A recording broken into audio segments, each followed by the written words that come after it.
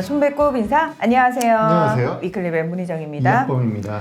자, 오늘은 명예훼손과 관련된 얘기를 좀 해보려고 하는데요. 네. 왜 갑자기 법적인 얘기를 하실 네. 텐데 최근에요. 동물병원의 과잉진료로 강아지가 죽었다 이렇게 댓글을 쓴 보호자가 명예훼손죄로 고소를 당했고요. 벌금 100만 원 약식 기소 처분을 받았는데 정식 재판을 해서 무죄를 받은 그런 사건이 있었습니다. 기사도 굉장히 많이 나왔어요. 맞습니다. 굉장히 화제가 된 사건인데요. 저희가 이 사건의 판결문을 입수해서 오늘 소개해드릴 예정입니다. 판결문에 따르면요. 이 보호자가 키우던 반려견이 호흡 불안 등의 증세를 보여서 2021년 7월 17일 밤 10시 인천에 있는 한 동물병원, A동물병원이라고 하겠습니다. 여기에 방문을 했습니다. 그리고 입원을 해서 검사와 치료를 받다가 7월 19일 새벽 0시 5분경에 사망을 했습니다. 입원 후 26시간 정도 지난 후였는데요. 그리고 몇 달 뒤에 2022년 2월 4일 한 커뮤니티 동네 생활 게시판에 다른 보호자가 근처 24시 동물병원 진료 잘 보나요? 과잉 진료나 검사 같은 건 하지 않고요. 땡땡 동물병원으로 다녔는데 좀 멀어서 집 근처로 한번 가볼까 하는데요. 라는 질문 글을 남겼어요. 그런데 여기에 이 보호자가 A 동물병원에서 과잉 진료하다가 이틀 만에 무지개 다리 건넜어요. 저처럼 후회할 일 만드실까봐 흔적 남깁니다. 라고 댓글을 쓰고 다음날 다시 댓글로 억울한 것도 많고 할 말도 많은데 상대하기 싫어서 그냥 넘어갔어요. 살아서 돌아올 것도 아니고 그 당시 제가 완전 패닉 상태였어서 A 동물병원 간다는 사람 있으면 쫓아가서 말리고 싶지만 결국은 자기 선택이니까 상관 안 하려 눈 감고 있네요. 이렇게 썼습니다. 그러니까 한마디로 말해서 과잉 진료에 의해서 강아지가 이틀 만에 죽었다. 이렇게 해석할 수 있는 댓글을 단 거예요. 맞습니다. 이제 동물병원 입장에서 당연히 그렇게 느꼈겠죠. 그래서 동물병원 측이 이제 보호자를 정보통신망법상 명예훼손으로 고소를 했고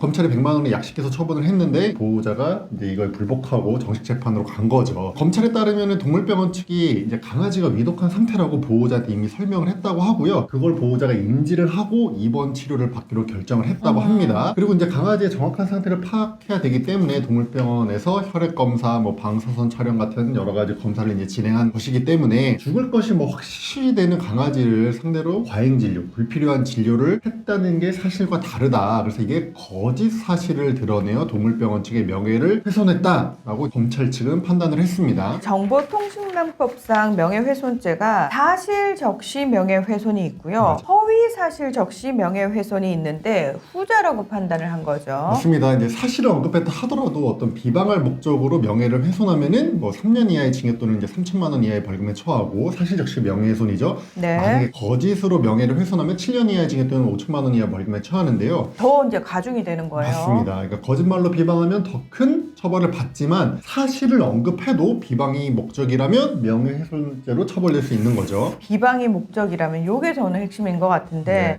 거짓말을 한 것도 아니고 조금 억울하다 이런 입장을 밝힐 수도 있을 것 같은데 관련해서 헌법소원도 있었는데 이게 또 공교롭게 동물병원과 관련이 되어 있습니다. 맞습니다. 2017년에 동물병원에서 치료받은 반려견이 수의사의 불필요한 수술로 실명위기에 처했다라고 판단한 이제 보호자가 이 수의사의 잘못을 어떤 책이나 SNS에 올리려고 하다가 좀 검색을 해보다가 사실적시 명예훼손죄를 알게 되신 거예요. 그래서 이게 말이 되냐, 어떻게 이게 사실을 적시해도 명예훼손죄로 처벌이 될 수 있냐, 표현의 자유를 침해한다 라면서 이제 헌법소원을 제기했는데요. 재판관 5대4로 합헌 결정이 나왔습니다. 즉 사실을 적시하더라도 명예훼손죄로 처벌될 수 있다는 거죠. 자, 다시 돌아와서 이 사건의 경우에는 사실적시 명예훼손이 아니라 거짓말을 해서 명예훼손을 했다고 고소한 케이스예요. 그러니까 동물병원 입장에서는 우린 과잉 진료를 하지 않았다 이렇게 얘기를 하고 있는 거죠. 그런데 법원이 정식 재판에서 무죄를 선고를 한 이유가 있겠죠. 맞습니다. 일단 법원이 판단하기에는 과잉 진료라는 표현을 썼지만 보호자가 이 용어 사용이 정확하지 않은 면이 있다고 하더라도 허위의 사실을 인식하고 적시한 것이라고는 보기 어렵다고 판단했습니다. 거짓말로 비방한 것까지는 아니다라고 이제 판단을 한 거죠. 그리고 이제 동물병원에 대한 정보를 구하고자 하는 다른 보호자들의 의사결정에 도움이 되는 정보, 의견을 제시한 거기 때문에 공공의 이익에 관한 것이라고 판단을 했습니다. 정보통신망법에 따르면요, 공공의 이익에 관한 때는 이 명예훼손으로 처벌하지 않기 때문이죠. 그러니까 정리를 하면은 동물병원에 대해서 과잉 진료로 강아지가 죽었다고 댓글을 썼지만 그게 허위 사실을 적었다로 보기는 어렵고 또 공공의 이익에 관련된 것이기 때문에 무죄다 이렇게 판단을 한 거죠. 맞습니다. 또 하나는 이 댓글을 쓴 곳이 누구나 쉽게 접근할 수 있는, 누구나 볼 수 있는 인터넷 공간이 아니라요, 해당 게시판을 통해서 정보를 검색하는 사용자들에게만 노출되는 점도 무죄 판단의 근거가 됐습니다. 있습니다. 이 보호자 입장과 법원의 판단 근거가 이해가 되기는 합니다. 자, 그런데 반대로 동물병원 입장에서는 조금 억울한 부분도 있을 것 같아요. 필요한 검사라고 설명을 반드시 드렸고 했는데 그걸 과잉 진료라고 언급한 게 불법이 아니라는 거잖아요. 물론 이제 뭐 1심 판결이기 때문에 앞으로 이제 뭐 대법원 판결까지 가봐야지 저희가 알겠지만 이렇게 되면은 사실 동물병원 입장에서는 내가 이 검사를 해야 되나 말아야 되나 조금 더 위축되고 소극적으로 검사나 치료를 하게 되지 않을까 이런 걱정도 살짝 되기는 하는데 앞으로 그러면은 보호자들이 병원에 대해서 보호자 입장에서 억울하니까 이렇게 비방글을 적어도 동물병원 입장에서는 어느 정도는 감수를 해야 되는 걸까 이런 고민도 좀 되고요. 그렇지는 않습니다. 이번 사건은 무죄로 나왔지만요. 동물병원을 비방했다가 명예훼손으로 처벌된 사례도 꽤 있습니다.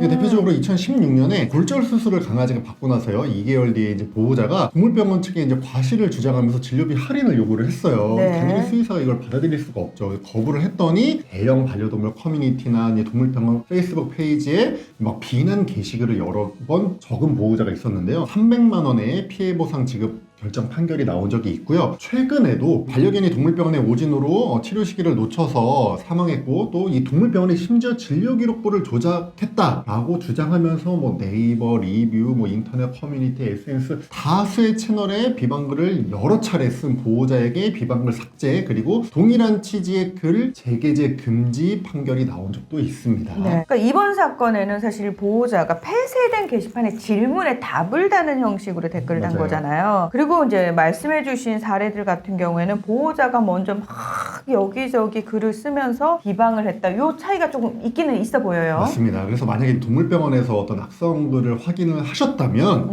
먼저 이 글이 명예훼손죄 성립 가능성이 큰지를 먼저 한번 따져볼 필요가 있을 것 같아요. 그래서 일부 사람이 아니라 누구나 볼 수 있는 곳에 쉽게 볼 수 있는 곳에 글을 게재했거나 또는 수의사나 동물병원의 실명을 그대로 노출시켰거나 또는 이니셜을 적었지만 누구나 봤을 때 이니셜을 통해서 그 동물병원이나 수의사가 특정이 되거나 그리고 단순한 의견이 아니라 어떤 이 사람의 사회적 평가를 훼손할 만한 구체적이고 객관적인 사실을 적시했을 때 명예훼손죄가 성립될 가능성이 큽니다. 또한 이 공공의 이익이라는 아까 위법성 조각 사유가 있었잖아요. 이거는 공공의 이익을 위해서라면 뭐 괜찮다. 근데 이거는 사실적시 명예훼손에만 적용이 되는 거고요.